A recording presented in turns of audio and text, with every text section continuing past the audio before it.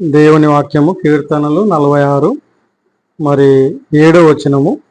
సైన్యములకు అధిపత్యకు యెహోవా మనకు తోడై ఉన్నాడు, యాకోబు యొక్క దేవుడు మనకు ఆశ్రయమై ఉన్నాడు.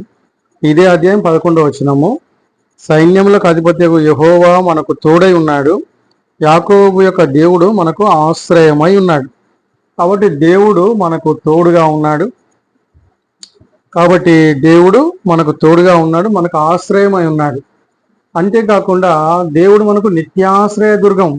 ఎప్పుడు ఆశ్రయించినా కూడా మన ప్రార్థన ఆయన ఆలకిస్తాడు. కాబట్టి మనకు దేవుడు తోడుగా ఉన్నాడు. ఈ లోకంలో ఎవరు తోడుగా ఉండకున్నా మనకు దేవుడు తోడుగా ఉన్నాడు కనుక మనము భయపడొద్దు, బాధపడొద్దు. ఇదే మాటలు దేవుడు యెషయా గ్రంథము 41:9-10 చెప్తూ వచ్చినాడు. ఈ వాగ్దానము మరి యెషయా గ్రంథం 41:9-10 చూసినట్లయితే దీంట్లో, నేను నీతో చెప్పి ఉన్నాను, నీకు తోడై ఉన్నాను, భయపడకుము, నేను నీ దేవుడినై ఉన్నాను, దిగులు పడకుము, నేను నిన్ను బలపరుతును, నేను నీకు సహాయము చేయువాడను నేనే, నీతి అను నా దక్షిణాస్తంతో నిన్ను ఆదుకొందును. ఇదే అధ్యాయంలో చూసుకున్నట్లయితే మరి 13వ వచనంలో, నీ దేవుడినైన యెహోవానకు నేను భయపడకము, నీకు సహాయము చేసేదని చెప్పుచు నీ కుడి చేతిని పట్టుకొనిచున్నాను. 14వ వచనంలో కూడా నేను నీకు సహాయం చేయుచున్నాను. కాబట్టి దేవుడు మనకు తోడుగా ఉన్నాడు, మనకు ఆశ్రయమై ఉన్నాడు. మనం భయపడొద్దు.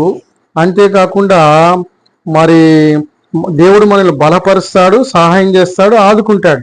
యెషయా గ్రంథం 41:9-10 ఆయన మనకు తోడుగా ఉన్నాడు, మరి మనకు సహాయం చేస్తాడు, మనల్ని బలపరుస్తాడు, ఆదుకుంటాడు.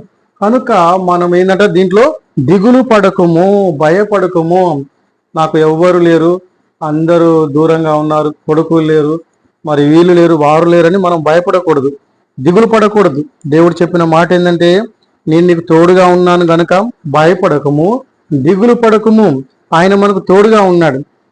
అంతేకాకుండా దేవుడు ఇజ్రాయేలు ప్రజలకు చూసినట్లయితే ఆయన మరి 40 సంవత్సరాలు అగ్నిస్తంభంగా, మేఘస్తంభంగా వారికి తోడుగా ఉన్నాడు దేవుడు. కాబట్టి మరి మన జీవితంలో కూడా మరి వారికి తోడుగా ఉన్న దేవుడు మనకు కూడా మరి తోడుగా ఉంటాడు.